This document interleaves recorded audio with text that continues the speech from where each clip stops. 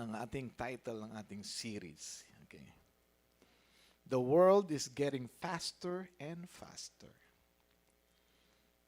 Amen. Tumutuli ng mundo. Napapansin niyo po ba? Parang kailan lang, January ngayon, Burr month na. Hindi naman nagbago ang oras, di ba? 24 hours pa rin tayo. O binago na ba nila? 22 na lang ata. Ano ba? Tapos hindi na tayo 7 days a week. 6 days a week na lang ata. So, hindi naman po nagbago. And hindi po yun ang aking pag-aaralan. Hindi po yun ang ating pag-aaralan. Yung para bang matulin yung oras. But the world in general, the way they do things, is getting faster and faster. Marami pong mga bagay sa ating buhay ngayon ay mabilisan na. Kung kayo po ay batang 90s o 80s, ang ligawan nun ay pangmatagalan. Tama po, ang ligawan, matagal ang ligawan. 6 na buwan, 1 taon, nililigawan. And ang tamang panligaw, Brother Chris, paano ba pupunta sa bahay, di ba? Mga ganon. Pupunta sa bahay. 2 days. Advance ka. Ikaw ay namumuhay sa 2022. Advance ka. 2 days. Wala pong ganon. Bihira yon. Baka pikutan yon in 2 days. Shotgun yon. So it takes a while. Dadalan flowers, pupunta sa bahay, susunduin sa school. You know, maraming pinagdadaanan. Pero ngayon, kung di po kayo aware, mga batang 80s, batang 90s, meron ng speed dating. Online. Kwento-kwento ng konti sa isang kabilang lalaki, babae, kwento-kwento, maybe foreigner or whatever, na lahi. At pag parang feeling nyo, hindi kayo swak, hindi kayo nagkasundo, next. May next ka agad. Hindi kayo nagubusan ng oras na pupunta pa sa mall, wala nang ganyang ubusan ng oras. Pag natin, okay siya, tamang personality niya, okay siya magsalita, okay naman, sige. Then, pwede na sila mag-date. Ang bilis. Amen? Dati, pag may birthday, wag na lang may birthday. Sige, pwede rin naman. Pag may birthday, halos lahat ang inahanda, niluluto sa bahay. Ngayon, hindi na, magluluto pa, nakakapagod. Order, Grab, Food Panda. Instantly, meron ka ng handa. Dito sa atin, medyo bitin pa tayo. Nung kami po ay napunta sa Amerika, almost lahat doon is nasa tindahan na. Mag-isip ka, halos lahat nandoon na. Gusto mo mag-steak, nandun na. Gusto mo mag-lechon, kung sakaling in the context of the Philippines, nandun na. Hindi ka na, nandun na. Huwag ka na mag-isip. Pumunta ka lang doon sa tindahan na yung bumili ka nito at ayan ang handa mo. Ready to go. Mabilisan. So, the world is getting faster. Dati, ang message ay matagal. Ang naalala ko po, yung ating cellphone noon ay parang isang maleta. Naalala niyo po ba yon? Yung cellphone noon? Parang maleta po yon. Ano bang? Wala dito eh. Malaki. Parang Apache case. Apache. Parang attache. Dala-dalang ganyan. Ng mga executive, mga talagang mga VIP, mahalagang tatawagan. Only to find out, nung kailangan niya nang gamitin sa bandang hapon, low-bat. At kung sakaling hindi naman low-bat, pagkausap mo yung kabila, nandito na ako. Saan ka ba ngayon? Nandito ako sa may tapat. Puro hangin. Wala ka rin halos maintindihan. Kaya lumabas ang packet bell. Messaging. Pero matagal. Kailangan tumawag ka sa isang operator at sabihin mo yung ime-message mo. Kaya pag ikaw nanliligaw at ang liligawan mo may packet bell, alam na ang diskarte mo. May dadaanan kang operator eh. Hello, tapos sabihin mo yung number, tapos sabihin mo, sorry, hindi kita nasundo kahapon. Pero huwag kang mag-alala. May dala akong... Alam na ng operator. Walang... Kaya alam nila kung baduy ka o hindi.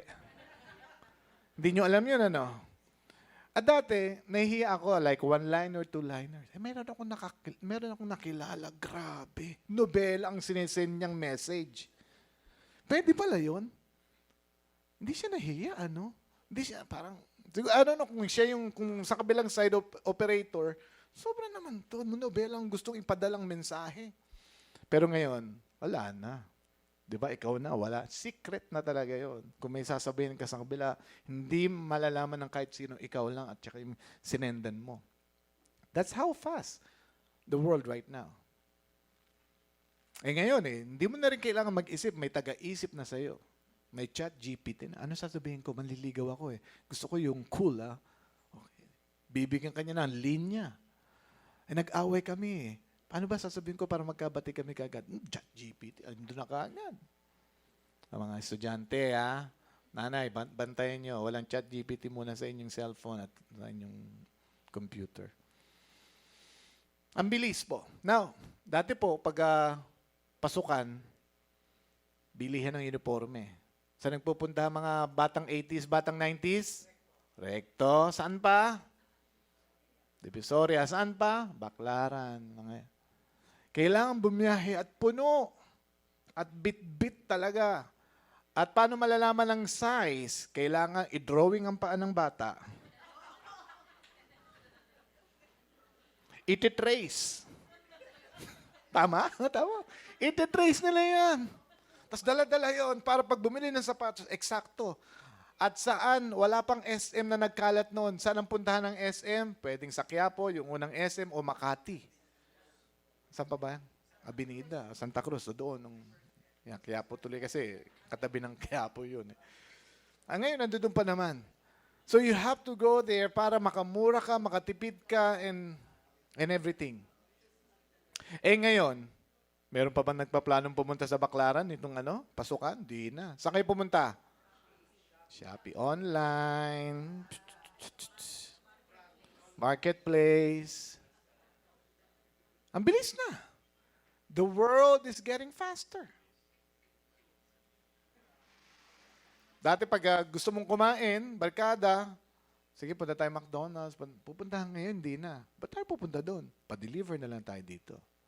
Grab food na lang. Ang bilis. Amen? Mabilis. And, na kung saan, ito matagal ko na narinig to eh. Like 20 years ago eh. Kaya nga yung fast food, yan yung mga naunang mabilisan itong fast food na katulad nito.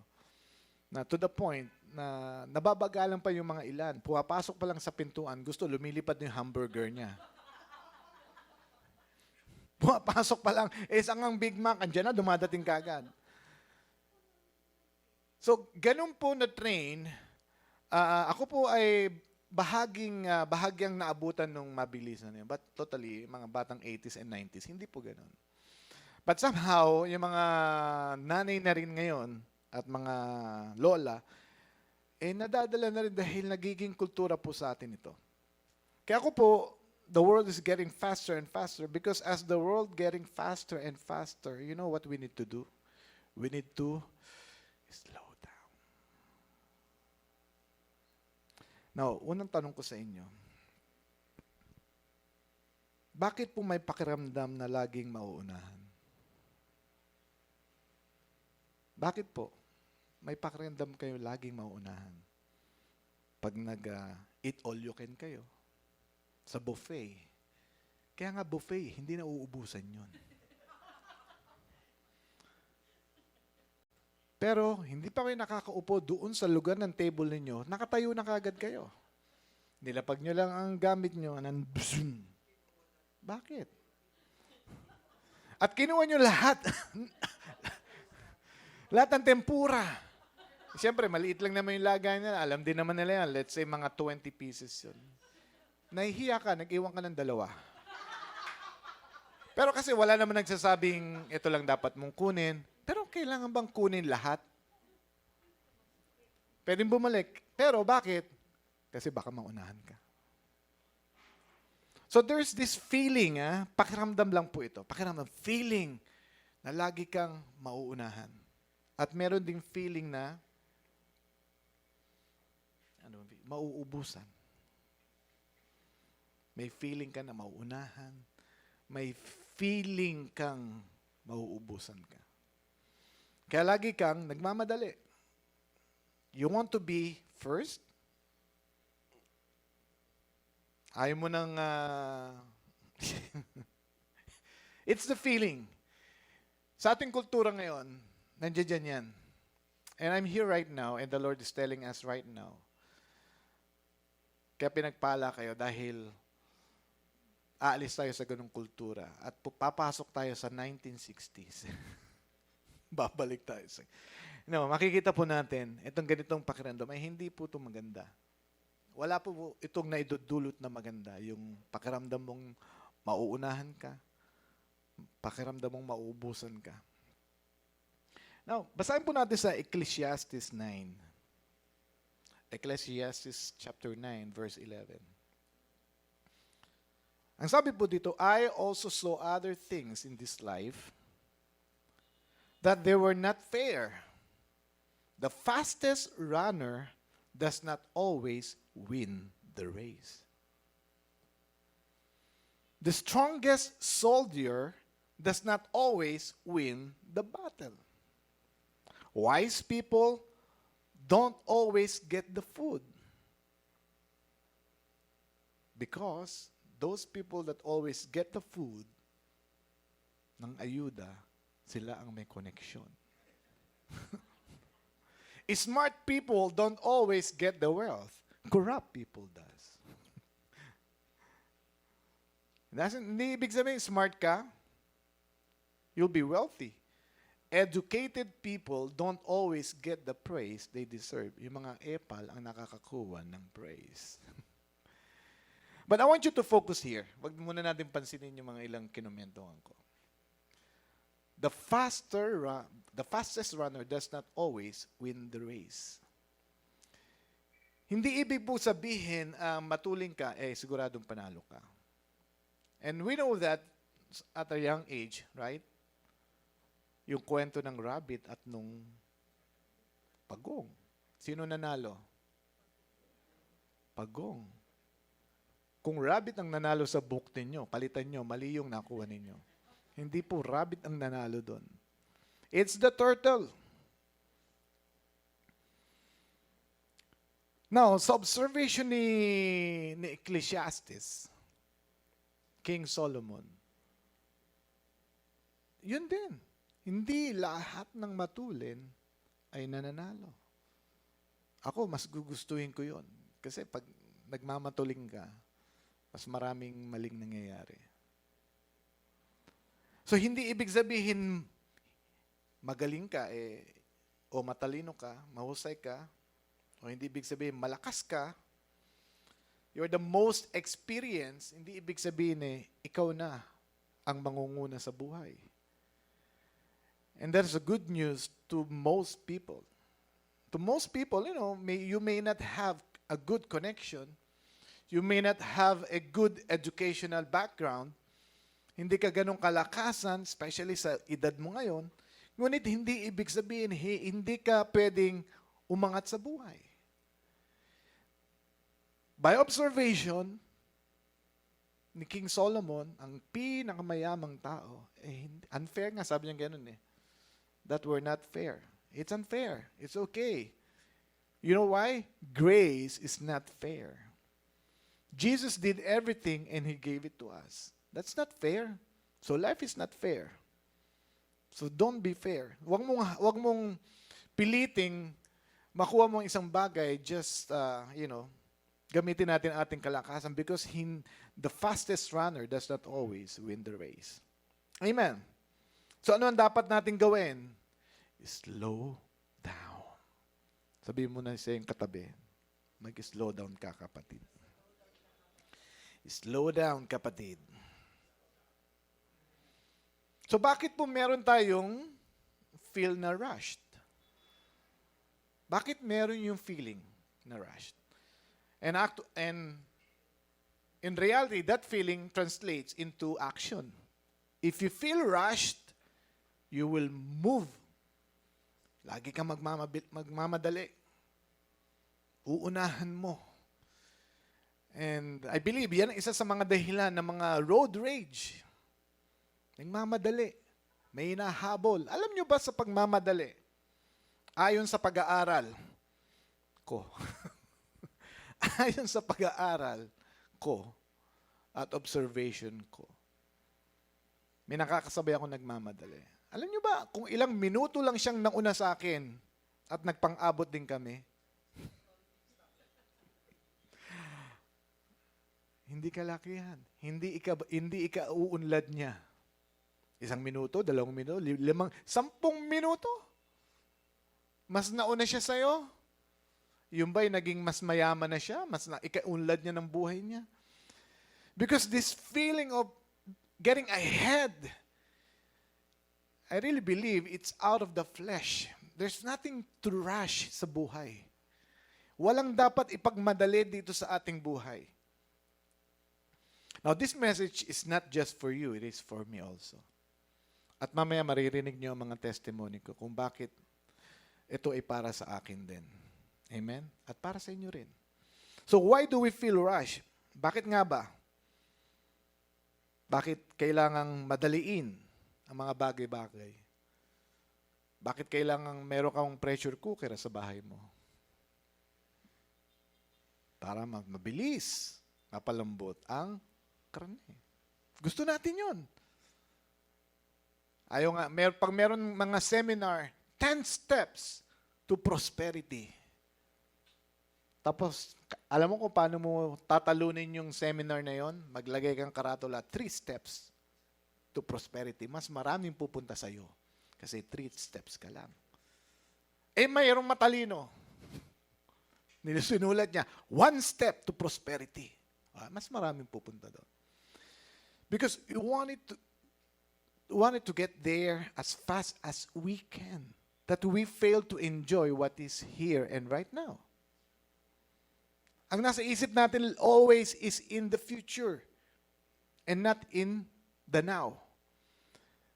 And we forget to enjoy the things na meron tayo ngayon. Bakit po kailangang i-accelerate ang inyong anak sa eskwelahan? Bakit? Plano mo ba at 15 years old, ikasal na yung anak mo? Ba't ka nagmamadali? Matalino, sige, matalino anak mo. In-skip niya na yung grade 1 and grade 2, grade 3 kaagad. Talaga? Bakit? Anong gusto mong gawin sa anak mo?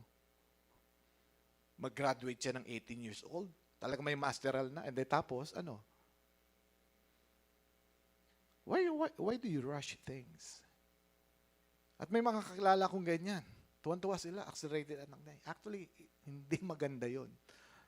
Hindi na-experience ng anak mo yung normal dapat ma-experience niya. Yung kaedad niya, nakakalaro niya. Yeah, matalino. Pero hayaan mo dumaan doon. Maraming matututunan niya doon sa mga araw na pinagdaanan niya, taon na pinagdaanan niya, kesa ilagpas mo dahil sabihin mo lang matalino. Para may makwento ka kay kumpare. Yeah? Lahi niyo, matalino. Huwag ka mag-alala, lahi namin matalinaw. Meron kaming sikreto, pipino sa pagtulog para paggising malinaw ang mata. Sa mga batang, mga Gen Z, hindi nyo na alam yan. Mga pangbatang 80s and 90s lang yan. Amen. So, why do we feel rushed? So, yun siguro ang mga ilang dahilan. I don't know, kayo po ang makakasagot. Number 1, tingin ko po, we are not satisfied with what we have. That's why there's a feeling of rushed. If you are satisfied with what you have, ba't mo kailangang madaliin? Umorder ka ng sa online, Shopee or Lazada ng sapatos. Gusto mo, bukas nandyan na. Na-delay lang ng konti, ng 2 araw. Bakit? Kami nga, di ba? Sabi ko nga noon, batang 80s, 90s, babiyahe kami, papuntang Cartimar. Para makabili ng sapatos na maganda. Sa cash and carry. Mata-traffic kami. And we go all through that. Ikaw, isang click mo lang, na-delay lang. Wala kang kahirap-hirap. Clinic mo lang. So why? Because we are not satisfied with what we have. Actually, kung you are really satisfied with what you have, you don't have to rush things sa buhay mo. Bakit at a young age, gusto mo kagad magka-jowa? Bakit di ka pa satisfied na buhay mong single?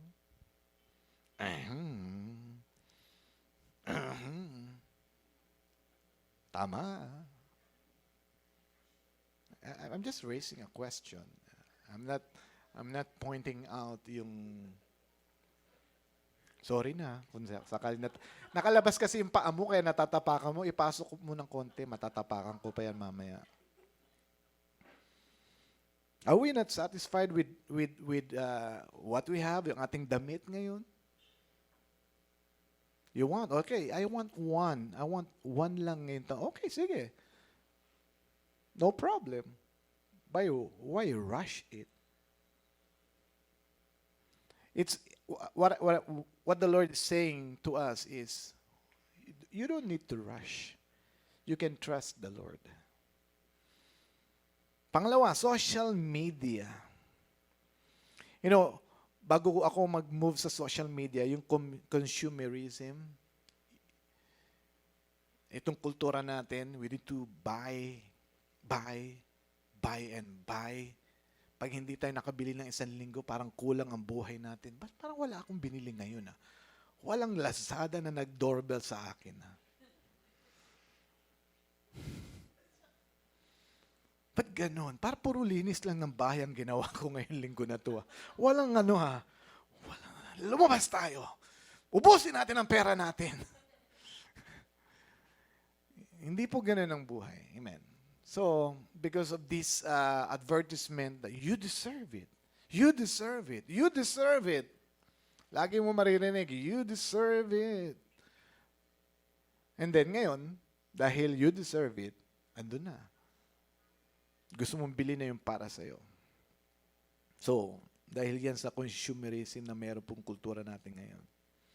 Sa social media, yan, dyan din po natin nakukuha mga bagay-bagay kung bakit we feel rushed. Social media. Dahil nakikita natin yung mga nangyayari sa paligid natin. You know, doon natin nalalaman din marahil yung ating classmate nung elementary nag-Japan. At ikaw ay hanggang dyan ka lang sa kanto. Hanggang baklaran ka lang. Ay, Daddy, mag-Japan din tayo.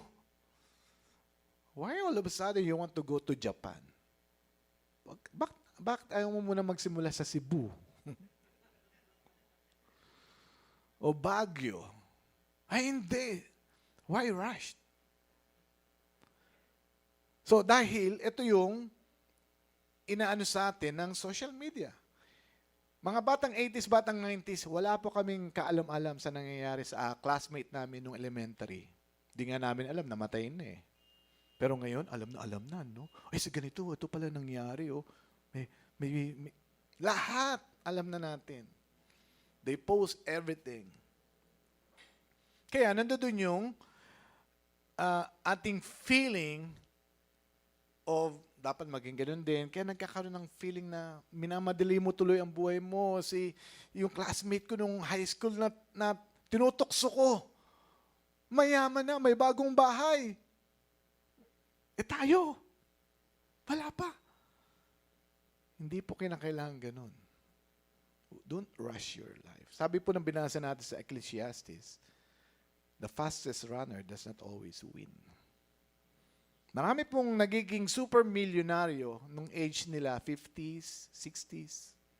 Hindi sa mababang edad nila. At marami naman po nagsimulang maayos and then at the end of their life, parang wala din nangyari. So it's not about ma-achieve natin ngayong bata tayo, yung gusto natin, or ma-achieve natin later. It's enjoying your life from day one hanggang sa umuwi tayo kay Lord. Alam niyo po yung nagbabakasyon, Bakit ayaw po nating matapos yung bakasyon natin? Ano ba yan? Uwi na ako sa Las Piñas. Nagbakasyon ka ng 3 araw. Ayun, uwi na tayo. Pabalik na naman ako sa trabaho. Ito po lagi kong sinasa, and this is my mindset. Araw-araw po nakabakasyon ako. Ang aking mindset. Dahil para kapag nagkaroon ng bakasyon, I'm not longing na humaba pa to. Because every day I enjoy. Every day. I don't enjoy a day dahil nasa bakasyon lang. O dahil nasa mas magandang lugar ako.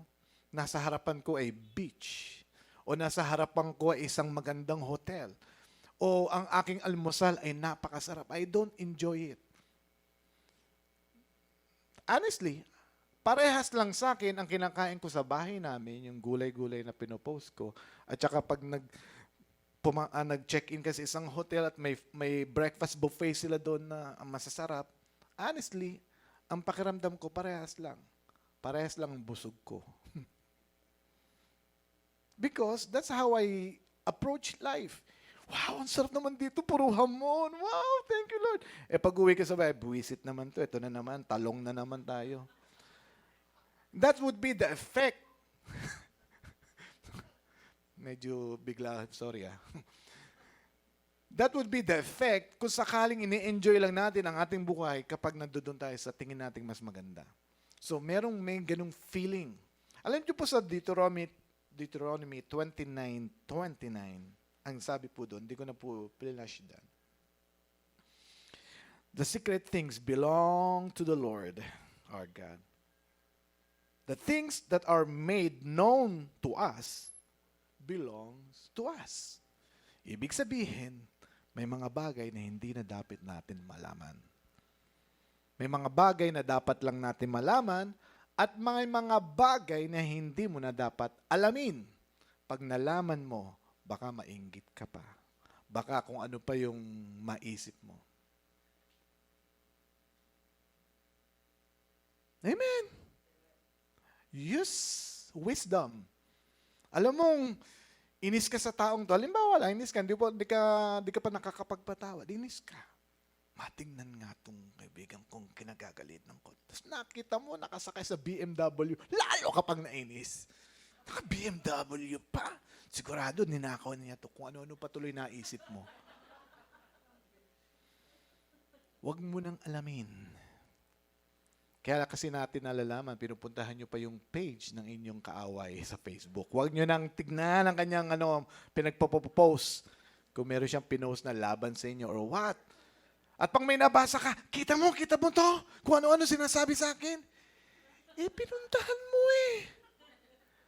Ano, para inisin ang sarili mo. May discretion po tayo. Now, ano pa? Bakit?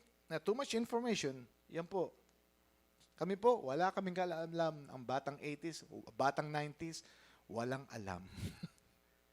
Sa ibang buhay na may buhay. Alam lang namin, buhay namin. At yung mga ilang na malapit sa amin. At masarap ang buhay. Amen. Hindi komplikado. Huwag nyo nang problemahin ang problema ng mga artista. Ba't kaya yan diyan kaya tumira si ganito, yung artistang yun? Ay, nako. Isa pa, kung bakit tingin ko may feeling of rush is because of this. But that's not true. You only live once. Yes, that may be true, but the way they approach this, you only live once, so enjoy to the max. Gawin mo lahat ng gusto mo, magpakasaya ka sa sarili mo, puntahan mo lahat ng pwedeng mong puntahan. But actually, is that a Christian life? That's my question. Hindi. Kaya gusto natin gawin lahat because, because at the end, nakikita ko ngayon, sabi nila, and I don't believe sa ganitong pananaw, enjoyin mo na, ubusin mo na lahat ng pera mo bago ka mag-50. Dahil pag nag-50 ka, wala ka ng lakas, yung tuhod mo mahina na, hindi ka na makapasyal. Kaya pumasyal ka na hanggang bata ka. Mali yun. Alam niyo kung sino nag-coin noong ganong kaisipan? Mga travel agency, mga airline agency, mga tourism. Siyempre naman, pera ka eh. Gusto nila, gastusin mo. Marketing. Eh ngayon, 50 ka, wala kang ipon, ano? Anong plano mo sa buhay mo ngayon? Hindi po ganun. So you don't rush kung sakaling yung iba, ay punta doon. Ako rin. Sabi mo sa iyong katabi, huwag kang YOLO.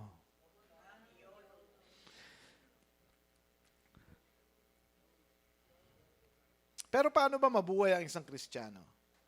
Philippians 1:21. For to me, living means living for Christ. And dying is even better. Wow.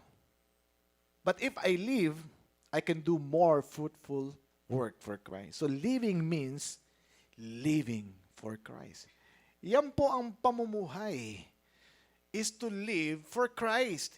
Hindi yung i-spend natin sa lahat ng gusto natin. Alam niyo po kung bakit? Because our life is short, so let's live it for Christ. In James 4, ang sabi po dito, your life is like the morning fog. It's here a little while, then it's gone. Alam niyo po ba, napaka-iksi talaga ang buhay ng tao. But that doesn't mean, dahil maiksi ang buhay ng tao, YOLO ka na. Hindi po ganoon ang dapat na approach natin. Maiksi lang ng buhay natin. Gawin na natin lahat.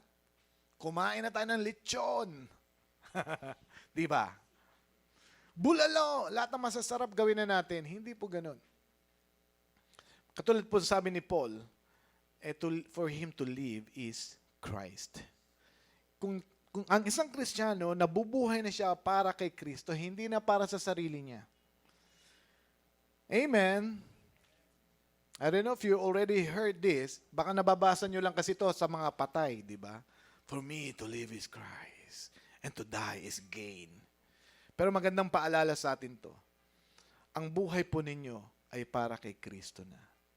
Hindi po para sa ating sarili. And that doesn't mean you will not live a satisfied life.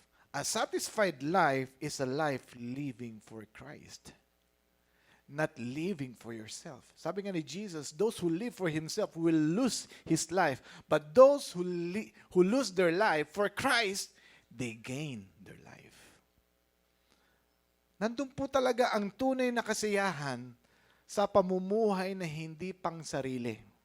I don't know how I could communicate this to you clearly, pero that's the best I can do to tell you, ang masarap na buhay ay hindi buhay na nabubuhay sa sarili ninyo. Ang masarap na buhay ay nabubuhay para kay Kristo. Ang sarap ng buhay niyo. Araw-araw bakasyon ang pakiramdam. May kapayapaan. Amen. Palakpakan po natin ang Lord. Yes. Thank you, Jesus. So when we feel rush, that's the time we are more susceptible to temptation and mistake. Totoo ba yun? Kapag tayo ay nagmamadali sa pagligo, nagamit mong toothbrush, yung toothbrush sa kuko. Dahil sa pagmamadali mo, baliktad ang iyong damit. Maraming nangyayaring hindi maganda when you rush things. Tama ba? Ewan ko, ako lang ba naka-experience ito? Tsinelas mo, magkaiba kulay. Amen. Sa pagmamadali mo, umaandar ka na. Mali pala ang direksyon ang dapat mong pupuntahan. Dapat dun ka pala sa pakabila. Hindi mo na alam kung saan ka pupunta dahil nagmamadali. When you feel rushed, that's the time that we are susceptible to temptation and mistake. That's the time we become angry, we lose our cool, we make poor decisions, and we lost our focus.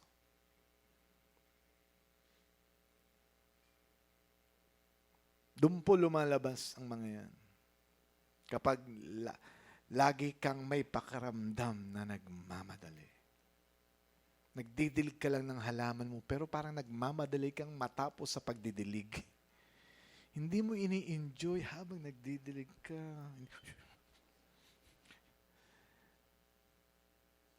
Nagluluto ka na, pero hindi mo pa ini-enjoy ang pagluluto. Minamadali mo. Walang kasiyahan doon. Mas malamang, imbis na asin ang nailagay mo, betchin. O asukal, asin na naman. So, when you feel rush, kailangan mawala yung ganung feeling. Now, ako po, sabi ko nga po, I'll share my experience. At hinihintay ito sigurado ng misis ko, itong experience. Dahil, totoo po, sila po ang nag-bring up nito sa akin na meron ganun pala akong personality. That I don't like.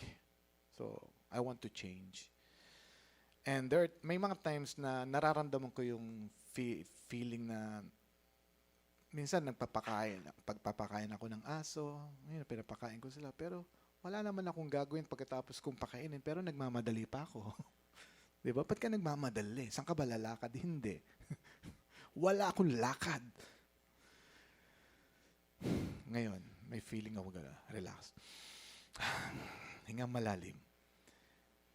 Nung minsan na nag-iibang, pumunta kami sa Japan, pumunta kami sa Hong Kong. Maybe, dahil experience ko lang to, maybe different sa inyo, no? Ang feeling ko, pag looking back na, parang I need to be on my toes lagi para ingatan ko ang pamilya ko. Dahil nasa ibang lugar kami, I need to have my antenna up.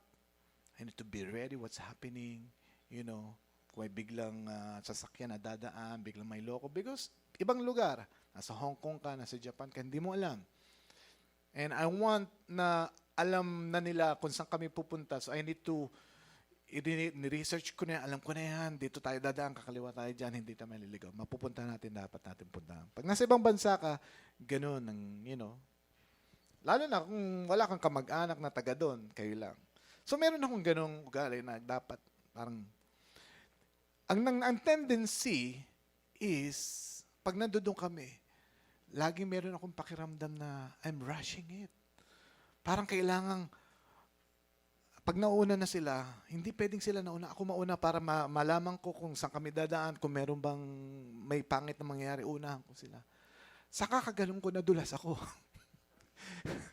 Bulagta ako sa kalsada. Pero kapag may ganun kang feeling, wala kang naramdamang sakit. Tama? Paggising lang sa umaga, ba't meron akong pasa dito? Doon mo na lang nakikita yung meron ka palang, nangyari doon. Pero, hindi, kamusta sabi ni, Daddy, sabi ni Ben noon. Okay lang ako, tayo kagad ako. Pinapayungan ko sila. Sinisi ko pa yung sapatos ko dahil wala nang grip, parang makinis na kaya madulas. At saka yung kalsada kasi sa Japan, naka-tiles eh. Pati sidewalk nila, naka-tiles. Referring sa Tokyo, doon. Umaambon-ambon, pauwi na kami. So, I have that feeling of rush. At ganoon din, nung nag-Hong Kong kami, I believe na i-share ko na to sa inyo. Nung dumaan ako sa yung parang counter na, yung parang sa MRT, yung gumagalaw na ganyan, ano ba tawag doon? Yun na yun. So parang swing, yeah. So, of course, kailangan may itatap mo yung ticket mo, papasok ata kami o palabas ng train station para mag-exit ka. So, hindi pwedeng dalawang ikot yun, isang ikot lang yun. Pag ako at ang maleta ko, hindi kasya. So, ginawa ko, pinauna ko maleta ko, inikot ko para makadaan. Nung dadaan na ako, sarado. Ano ba itong ginawa ko? Naiwan ako ngayon, gumugulong yung maleta kong pa ganun. Baka may makakuha ka. Nag-iisip agad ako, anong gagawin ko? Kasi ang pamilya ko, nasa loob na. Ako, naiwan ako sa labas. Mababa lang na mga bakod sa mga MRT. Gusto kong tumawid. Sabi niya, Daddy, wag! Kasi may mga pulis doon ng MRT, doon sa Hong Kong, na baka hulihin ako. When you are rushing things, you don't think clearly. Nawawala ang focus mo. Imagine mo, paunahin mo yung maleta mo. Siguro sana binitbit ko na lang para pagdaan ko, dala ko na rin. Hindi, sabi. Oo, kayo rin, huwag niyo ako isipan ng masama. Masama yan, ha? Kasalanan yan. When you rush things, you lose your focus, you make poor decisions, you lose your cool, and you become angry. Lagi ka nang galit. Kasi, pag nagra-rush ka, gusto mo mangyari yung gusto mo mangyari, kaya nga minamadali mo. Kapag hindi nangyari, ang gusto mo mangyari, nagagalit ka. So, ano nangyari, Pastor? Huwag niyo nang alamin. Sa next na kwentuhan na lang. Now, meron pong pag-aaral si Dr. Rosmarin. She says that the research that has been done on prayer shows it may have similar benefits to meditation. It can calm your nervous system, shutting down your fight or flight response.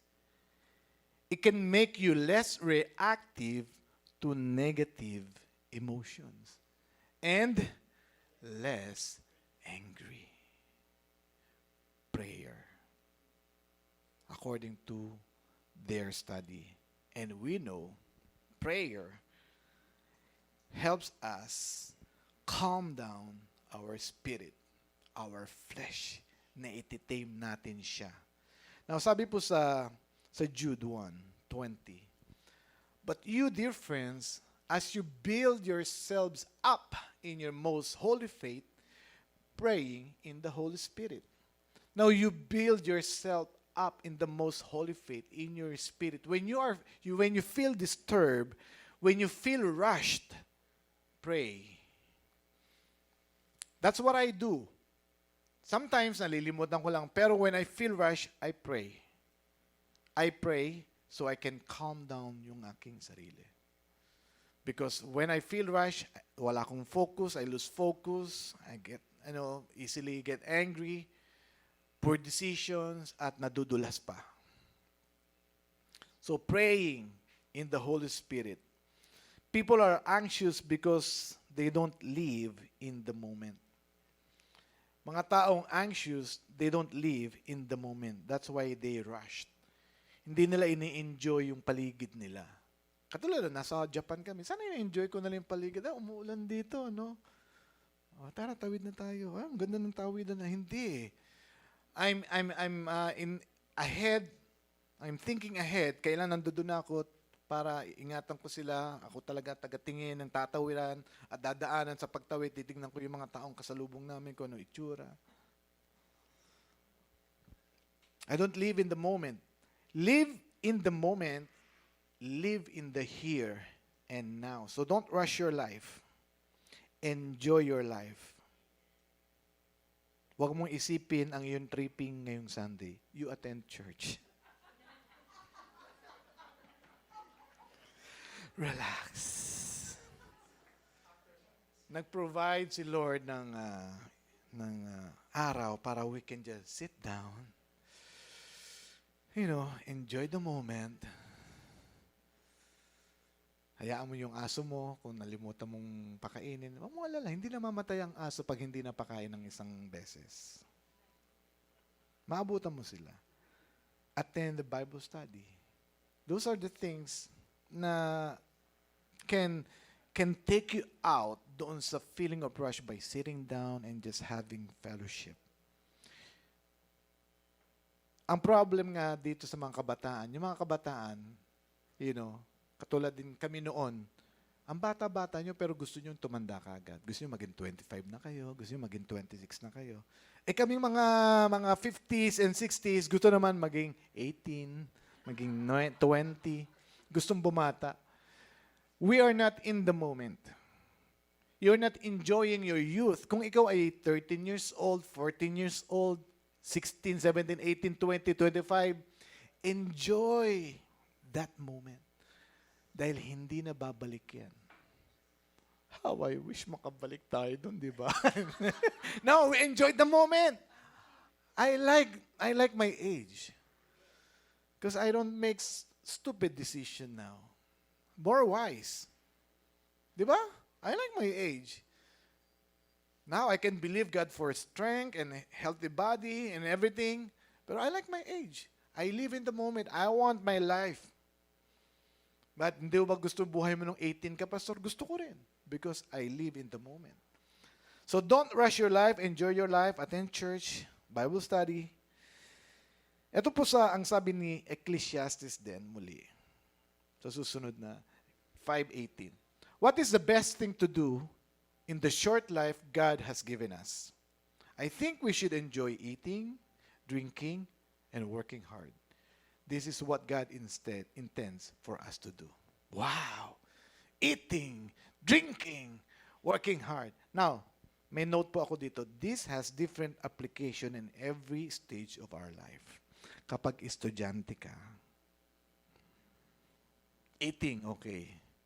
Drinking, yan. Sabihin natin coffee, okay lang yan. Milk tea. Yeah, that working hard, maybe studying hard. Amen? Sa mga nag-aaral na bata. You just enjoy your life. Live in the moment. When you sit down and eat with someone, you're in the moment. And sometimes, you're on your phone, you're far away. Nandiyan kasama mo siya, pero ang kausap mo, nandoon sa ibang bansa. Kachat mo nandoon. Live in the moment. Amen. And you will enjoy life. Praise the Lord. Now, naka-encounter na po ba kayo ng type A personality? Tingin kayo sa salamin, baka makita nyo. You know, ang type A personality, they are motivated by hurry sickness. Laging nagmamadali yan, mga type A personality. They like to do things rush, mabilisan. Rush. And they are competitive. They are result-oriented, short-tempered, madaling magalit, very irritable, no wasting of time. Bilisan nyo, sayang oras. Kahit yung pagtulog, sayang. Walang tulugan. Ang tulog, pagbalik na natin sa Pilipinas, pag nasa abroad ka, huwag kang matutulog, pasyal. Type A personality. Hyper. They see slowing down is a weakness. Kahinaan ang isang taong nabagal lang, relax lang. Kahinaan sa kanya yun. Kapag ang elevator, ang bagal bumaba, inip na. Paano ba itong elevator na ito? Ang bagal-bagal. Hindi na naman nila mahintay bumaba. Kapipindot lang nila, gusto nandoon na. Type A personality. Food is fast. Gusto nila mabilisan lahat ng bagay. You know, this type A personality or type A behavior, according to study, it is a behavior of chronically angry and impatient people increases their risk of heart disease. According to study, a type A personality. You know, I heard one story. Ang isang taong type A personality, siya ay mapili sa kanyang pagkain. Itong tao na to. Healthy food, go to the gym, they exercise a lot, pero type A personality, mainipin. Gusto mabilisan lahat. Bilisan nyo! May iwan na tayo ng aeroplano. 4 na oras nga allowance eh. Laging nagmamadali. Laging parang mauunahan, very competitive. Result-oriented. Ma-traffic lang ng konti. You know? Mag-allowance ka ng 2 hours. Pupunta ka ng kanto lang. 2 hours ang allowance mo. Okay lang ma-traffic ka. Amen? So, these people, they are motivated by hurry sickness. Now, I'd like to share with you again another study ni Mayor Friedman and his colleague, si Dr. Ray Rosenman. They're both Jew. And meron silang na-discover. Sila po ang nag-coin ng type A personality in 1950s o 40s. Sila po ang nag-coin sila po ay doctor, cardiologist, doctor po sila. At sila ang nag-coin ng type A personality dahil na obserbahan nila, napag-aralan nila, mga taong may ganung personality tend to have a heart condition. One day, nagpa-upholster sila ng upuan nila doon sa kanilang opisina. At sabi nung nag-upholster, napansin ko sa mga upuan ninyo, kadalasan, yung ina-upholster ko, ang nasisira yung likod, pag sandal ganyan, yung bandang likod na puwet. Pero sa inyo, napansin ko, ang mga nasira, yung edge ng inyong upuan. Yung dito, harap na harap. At saka yung sa may armrest, sa may hawakan. Sira. So, hindi niya pinansin until naunawaan niya yung mga taong umuupo doon ay yung mga taong may heart condition. At yung mga taong yun ay may type A personality. Laging nagmamadali. Sila yung mga nagtatanong kapag may check-up sila sa doktor, matagal pa ba yung doktor lalabas? O ako na?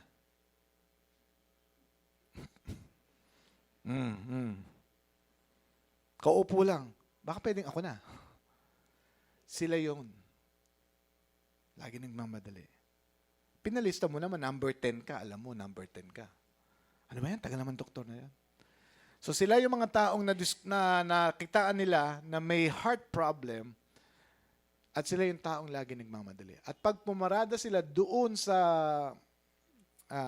nangyari to sa Amerika, sa parking lot, nakikita nila, paatras ang kanilang parada. Hindi paharap. Paatras. Bakit? Para pagkatapos, zoom, sibat kagad. Nagmamadali. Now, there's nothing wrong kung sakaling yun ang pinakamadaling way para makaparada ka dahil masikip, paatras. Alam ng mga driver yan. Kesa sa paharap. But there's another thing, because you feel rush. Hindi mo pa natatapos ang obligasyon mo magpa-check. Ang isipan mo kagad, makaalis. Enjoy the moment. Sabi mo ngayon sa iyong katabi, enjoy the moment. Huwag kang magmadali. May 2 oras pa si pastor.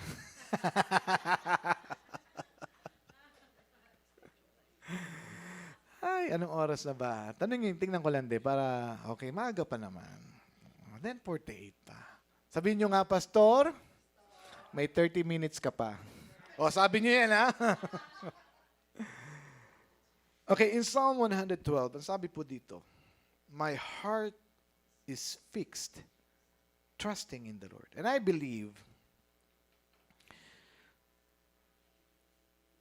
yung mga taong laging nagmamadali, laging may ganung feeling rush, maunahan, mauubusan, mawawalan, they're not enjoying the moment, yung mga taong yun is they lack trust in the Lord, if they're Christians.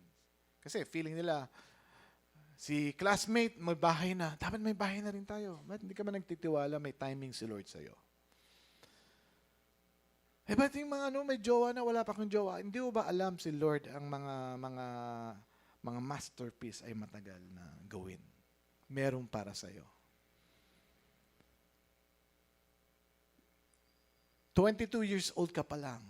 Gusto mo kagad ay mataas na kagad ang iyong experience sa buhay sa trabaho. Hindi, it takes a while. Relax. Darating ka rin dyan, maging master. So we need to trust the Lord. My heart is fixed. Ang mga taong may kondisyon sa puso, they lack trust sa ating Panginoon.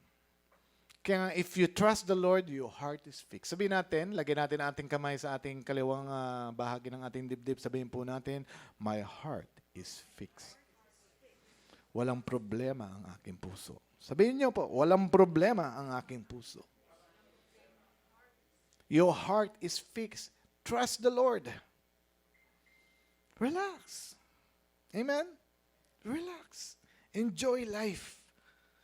Huwag niyong madaliin yung apo niyong lumaki. Talagang ganyan. Pinagdadaanan nila yan. Twinkle, twinkle pa lang ang gustong tugtog niyan. Di ba, Brother Chris? Then later, iba na ang gusto niyan. Now, meron pong slogan ang Navy SEAL, US Marine Navy SEAL. They have this slogan, slow is smooth. Smooth is fast. Yan ang slogan nila. Slow is smooth. Smooth is fast. Alam po ibig sabihin nun. Kasi smooth, parang makinis, smooth.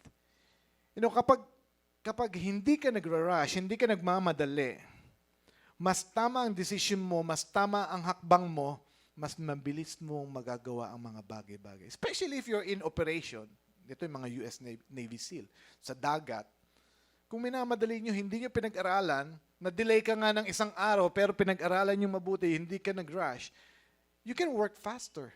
Dahil yung mga tumalong kaagad sa dagat, nalaman nila, naiwan nila ang kanilang tangke para makahinga. Only to come back, they rush things. May mga bata, because sa mga games ngayon, ang kamay nila tutulin. Laging nasa games, naglalaro. They know the answer sa school, pero mali ang naisulat because they rush. Tama. Sasabihin ng mga bata sa atin, alam ko naman yung tamang sagot na mali lang eh. Ayun, di ba? Tayong mga magulang, sayang anak, perfect na dapat. Na mali. You rush. You become careless. Whisper. And careless mistake sa ating careless mistake sa ating studies. Nasanay kasi nga yung mga bata sa ganun. So sabihin po natin sa ating anak, slow down. Do not rush. Sabihin po natin, slow is smooth. Smooth is fast. Mabilis ka nga, pero paulit-ulit mo namang ginawa ang isang bagay. Amen? Minadali mo eh. Tinapos mo ka, pinintura mo, minadali mo, pero nagkalat naman dyan. Hindi mo na, you didn't take time to maglagay ng mga sapin-sapin dyan. Parang pagkatapos mo, wala kang lilinisin sa sahig. Ang tulid mo nga, pero ang daming patak-patak dyan. Ngayon, inubos mo oras mo, kakakudkod sa sahig. Di po ba? Paulit-ulit, because minadali. Do not rush. Kaya, nung minemeditate ko po ito kahapon hanggang ngayon, and ina-apply ko na rin naman noon pa to. But naging mas conscious ako, syempre, today, dahil because this is our study, I choose to do things na mas mabagal. Akala natin minsan kasi mabagal na tayo, pero actually, mabilis pa pala tayo. Feeling is different sa actual na observation ng iba. Kaya pag sinabi, hindi, mabilis ka pa rin.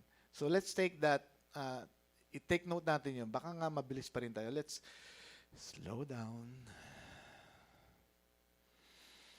Bagalan lang natin ating salita para, whatever you do, may iba-iba po tayong kaparaanan how we can slow down ourselves. Yung iba, they can slow down themselves when they feel rush. Ako, this is what I do. Sabi ko nga, iba-iba. Actually, when I study the Word of God, I feel very slow.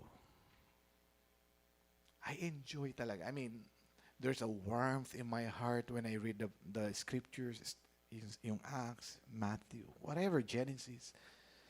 I feel very calm and ang bagal ng buhay ko nun. And nag-enjoy ako nun.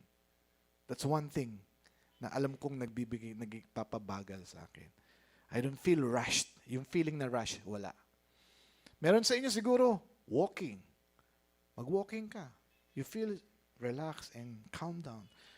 Yung gumugulo sa isipan mo, yung disturbed spirit mo, nawawala because you're walking. Meron naman sa inyo, nanonood ng Korean novela. Pero pagkatapos mong manood, feeling mo pagod ka. Hindi relax yun. Sabi mo, hindi relax yun. Dahil pagkatapos mong panoorin, galit ka doon sa kalaban nung paborito mong aktor. That's not resting. That's not relaxing. That's not calming yourself down. lalo ka lang agitated para yung nararamdaman mo ay lalong na-augment. So find something you know that can calm you down. Hanapin mo sa listening to music. It may calm you down. Magbasa ka ng book. Kinakalma ka. Not the gadget na nandoon ng book, because iba yung ginagawa ng ilaw dun sa mata kapag sa cellphone natin binasa yung book. Mas maganda pa rin talaga yung paper-bound actually. Study says. Whatever you do, find kung ano po ang pwedeng ipakalma sa inyo whenever you feel rushed. Because I really believe when we slow down, then we become fast. Mas mabilis natin nagagawa yung mga gusto nating gawin kapag nag-slow down tayo. Amen. Tayo po ay manalangin. Lord, salamat po sa kagalakan sa aming puso. Salamat po that our heart is fixed, trusting in you. Lord, we want to enjoy yung oras na ito na binigay niyo po sa amin. Because we know that anytime pwede po kayong bumalik. We may not have tomorrow. We don't know. But what we know is we have the now. We have this right now, mga kapatidan, mga mahal namin sa buhay, asawa namin, anak namin, kaibigan namin. Ito po ang kasama po namin ngayon. Lord, teach us to do things the way you want us to do things. Not rushing, because we believe na hindi po kami napag-iiwanan. We believe na hindi po kami mauubusan. Meron po kayong kaparaanan, Panginoon, sa aming buhay. At meron din po kayong timing sa aming buhay. Lord, maraming salamat sa banal na Espiritu na aming gabay that will comfort us sa mga times na kami ay pakiramdam namin kailangan namin magmadali. Ang pagmamadali po ay hindi niyo po kaparaanan. Salamat, Panginoon, sa iyong kabutihan sa bawat isa. At ito po ang aking dalangin sa pangalan ni Jesus. Amen and amen. Thank you, Jesus. Parang hindi bagay sa akin yan. I-fast forward na lang natin doon sa recording. And while we were praying, na-remind lang ako, nakasama sa note ko yun eh. I think, nandiyan yan. Pakita mo yung Jesus. Okay. Kasi alam niyo po yung woman na may issue sa blood. At saka yung si Lazarus ay namatay. Parehas na instance na yon. Pinuntahan si Jesus. Una doon sa Jairus, yung kanyang daughter, namatay. Pinuntahan si Jesus. So sabi niya ni Jesus, so sige, puntahan natin, tumayo na sila. Pero pagtayo ni Jesus, may lumapit ng babae na inaagasan ng dugo. That I may touch the hem of his garment. Alam niyo yung kwento po na yon? Kung ako po yon, sandali lang, may lakad ako eh. May bubuhayan akong patay. Nang ano ka eh. Ayaw ko magpa-istorbo. Ayaw ko magpa-istorbo dahil may lakad ako. But look, watch our master. It took time. Hindi siya nagmamadali. As they say, Jesus has a type B personality. So relax. Malilate na, may nakitang kumpare. Uy, kamusta kumpare? May 3 oras pa nag-usap. Malilate na, 3 oras pa makipag-usap. May kakilala kayong ganun? Ako meron. Ang tindi talaga. Siguro dinala ni Lord yun sa buhay ko para matutunan ko mag-relax. Nagmamadali na kami, kasalan to Tapos biglang may nakausap ng kumare, humabad pa. Well, anyway, si Jesus, hindi siya, tandali, wag mo akong hipuin, meron kaming bubuhaing patay. So, hindi siya nagmamadali. Kay Lazarus naman, pinuntahan siya ng isang kapatid. Tinatawag, sabi, si Lazarus is dead. Punta ka, para buhayin mo. Pero sabi ni Jesus, sige, punta kami dyan. Pero, dito muna kami ng 2 araw. Imaginein mo, 2 araw pa siyang nanatili doon sa lugar na pinuntahan siya nung babae, bago tumuloy doon kay Lazarus, hindi nagmamadali. Sa atin, yung anak mo nasa, let's say, may negative na ganun. Nag-rush ka agad tayo talaga kung anong gusto na natin gawin. Na-traffic pa tayo, gusto na natin lumipad yung sasakyan natin and everything. Nawawala na kagad yung ating peace. So, with this, na-share po natin, katulad yung sinabi ko kanina kay Jesus. He is relaxed. He is calm. Amen. Praise the Lord. Palakpakan po natin muli ang ating Panginoon.